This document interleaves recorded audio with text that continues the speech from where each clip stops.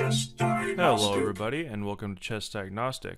So this is one of the games that I played on Saturday in the Huntsville Chess Classic that I won. It's a short game that I blew the player out within, well, under 30 moves. Now, here I'll go back. Now this is an old ChessBase file from an opening that I've studied. It's the white side of the Sicilian Najdorf variation. Now, when you study openings, you don't just want to memorize lines, and actually, I would recommend if you're under 1800, you don't really need to study openings. The reason I won this game was not because of the opening, but of course, it can help because if you know the opening, you can play faster, more confidently from the beginning stages. But the problem with just studying openings and not improving your practical strength, such as tactics and calculation, your understanding of activity, and your endgame skills, you won't be as strong a practical player, because if the opponent deviates from the lines that you memorized, you won't be able to figure it out. I would recommend you study the overall plans and the ideas in the middle game associated with that opening, and learn the main lines. So when I started out, it was hard to learn openings because there's so many different lines, and you have no reference points to know what's good. So, for example, this opening is actually very simple for me. As white, if I play e4 and black plays c5, we get knight to f3, d6. Now, this is a standard idea in the Najdorf, where basically white has just followed normal moves. So, black as well. So e4, c5, knight to f3, developing a knight, d4, basically contesting the d4 square, as well as providing space for this bishop to come out. Now, theory is that black takes this pawn, but of course, black could play a lot of different moves. He takes the pawn because, of course, he doesn't want white to take it. But the overall idea is just development of your pieces. So the three main ideas of developing your minor pieces and then castling and connecting your rooks, pretty much every theoretical opening follows this. That's good. And you'll notice we follow the exact same ideas here. So it's not necessarily the specific moves that I'm looking at here. It's what white is doing. So in this variation, where white plays bishop to g5, he's basically preparing to castle queenside, either bringing the queen to d2 eventually, or playing f4 and then bringing the queen to f3 and castling queenside. And that's what we see in this line. So in this file, there's different moves, but queen to f3, after bishop to e7, and then we castle queenside, develop the bishop, and after b5 we can just play rook from h to e1. Now there's a few more moves, but this is pretty much the end of the opening analysis. You can see it's not too many moves and it's not too complicated. And actually the side variations don't really matter.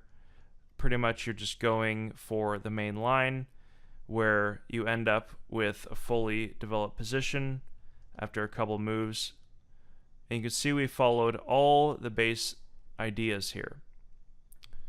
Okay, so I'm going to take this information from this opening that I have in my brain, and we'll see how I apply it in the game that I won. Okay, so let me go back here. I've switched to the live chess analysis board, and I'm going to look at the game that I played from the perspective of my opening analysis and how I used it to play quickly from the opening. So, of course, when I play e4, I'm white here. I don't know that he's going to play c5 and go into the Najdorf, but I just play the normal moves from my understanding, and that's really the key here, is that I didn't play moves and try to memorize them and try to recall them. I just went through my normal thought process, and my opening study came to the forefront because I did remember some of these moves, but I also didn't remember some of them. So it didn't matter because I figured out the correct move based on my understanding. And that's a key to opening study, is when you study an opening, you want to make sure to use your thought process to figure out, if I was using this opening in a game, in a real life game, thinking for myself, could I figure out these moves? Would they make logical sense? All right, so we're just following the book moves here, which do make logical sense. I've developed 2 knights. I've pushed center pawns, allowing free space and squares for my bishops. All right, so after a6, I just play bishop to g5. Now, we made all these moves fast because he knew his openings, and it seems like he knew what he was doing a little better. So after e6, I play f4, preparing queen to f3, and then castling queenside. So far, we've followed the exact line that I looked at that I've studied before. Now, I couldn't remember if I should castle queenside right away or play bishop to d3. Now, I didn't try to remember it. I simply followed my understanding of the game. Now, I knew that I should castle, and actually it makes a lot more logical sense in the end to castle, but developing the bishop to d3 also makes sense, so I did play that. Now, it doesn't really change the evaluation at all because it doesn't matter.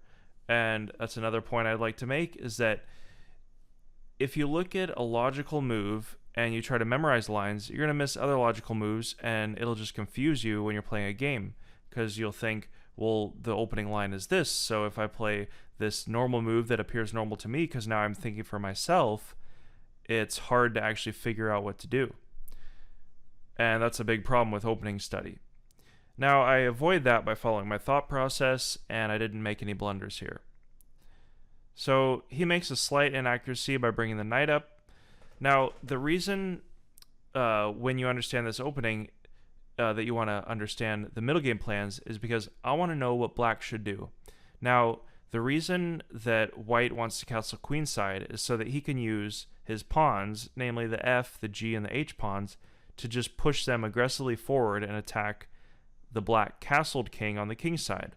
So black's idea should be to castle kingside.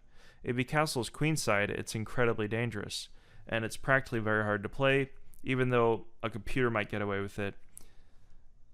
Alright, so I just castle queenside because that's what I should do. At this point, I've followed the 3 main opening tasks that I've talked about. Just develop minor pieces, castle, and now my rooks are connected. So you can see I've accomplished my opening tasks. Very basic and simple. And what has he done? Well, he has some problems. Now, if he castles kingside, he's going to face an onslaught with me pushing my pawns, and I can be quite aggressive. So black actually goes wrong, starting with knight to b6. Now, the knight should be on c5, which actually makes logical sense because it's more active. It's more forward, it attacks the bishop, and it puts more pressure, as well as allowing b5, which is a major drawback of knight to b6. Now he can't push b5 and start his own attack on my queenside castled king. Of course, the king to b1 is a good move, and there's really nothing that black can do to attack, but it can become an arms race against both sides. So he plays knight to b6, and I'd like to point out that when I talked to him, he said he couldn't remember exactly what to do because he knew this line, but he couldn't remember exactly the moves, and that's a key point. So he was trying to remember something, he misremembered it, he thought that he remembered the knight goes to b6. You just want to think for yourself, use your understanding in a murky position, and you'll make logical, informed decisions based on your own thought process. Alright, so I played just the rook from h to e1, bearing down on that king, and now he should castle kingside. But again, he goes wrong with his understanding of the middle game plan here. He plays bishop to e7. Now, I analyzed e5, and actually that gives white a huge advantage. So after e5, d takes e, and the knight moves, after the bishop takes, and queen to g3, There's actually a lot of problems for black, because if he castles queenside, he has a very weak position, and if he castles kingside, you could even just have ideas like bishop takes h7, and black's in a lot of trouble because he's very passive, white's very active, and he'll start an attack quickly. For example, if black castles, then you can even just play bishop takes h7, and then you're winning a pawn because you'll get this knight back. Alright, so I actually played slightly inaccurately. Let's go back. I played g4, and then he castled queenside, which showed he misunderstood exactly what to do in this position. Now it's only +7 or +0.7 for white at this point, so he does have a slight advantage. But practically, especially in a shorter time control game, which we had about 3 hours for the whole game, but still, it's not the fastest time, or it's not the slowest time control to calculate all the variations in a complicated position. So I do play e5, and now he starts having some trouble. After the pieces are traded, I take the pawn, and now it's a little more open. Now I'm not winning at this point, but black's king starts to become exposed after bishop to e4. The queen comes over, and I have ideas like knight to e3 or rook to e3, bringing the rook in, as well as pushing the pawn and just threatening the weak black king. So I do make a mistake, not necessarily a mistake, but just an inaccuracy. I still have an advantage here. The queen's threatening the knight, but of course I saw that if I move the rook, the queen could take the knight, such as here, but I thought I'd have practically a much stronger initiative, bringing the rook here and then starting an attack either way. So just the wrong rook, but either way I have an initiative, and black makes a weakening move after f5. Now he should have just played something like h5, trying to activate this rook, or even just bring his rook over. But after rook to b3, there's still quite a lot of problems. So there's really no good way for black to defend his king just yet. So he tries to play f5 to chase this bishop back because he thinks he's going to win it or trade it after I move here. But after I take, and if the pawn takes, then actually I have a discovery, and I win by tactics after this move. Now I'm threatening the pawn as well as knight to e6, and he makes another error protecting the pawn, and he resigned after knight to e6 because I'm threatening the rook.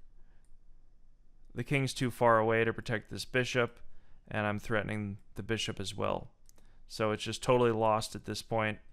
And it was a quick demise, all because of his opening decision to castle queenside and putting his knight on the wrong square. Now he should have castled kingside, played b5 with the knight on c5 and started an attack, but because he didn't understand the opening ideas and he only understood the initial moves, he made the incorrect decisions. Alright, so I just wanted to make this video to try to share the knowledge that I've used to win the games recently, and I'll be making more opening analysis videos. This one contained the Sicilian Najdorf. If you have any questions or comments, please leave it below, and I'll see you in the future. Thanks for watching. Hey everybody, thanks for watching. Hope you enjoyed this video. Hit the like button, leave a comment, and subscribe for future videos. See you in the future.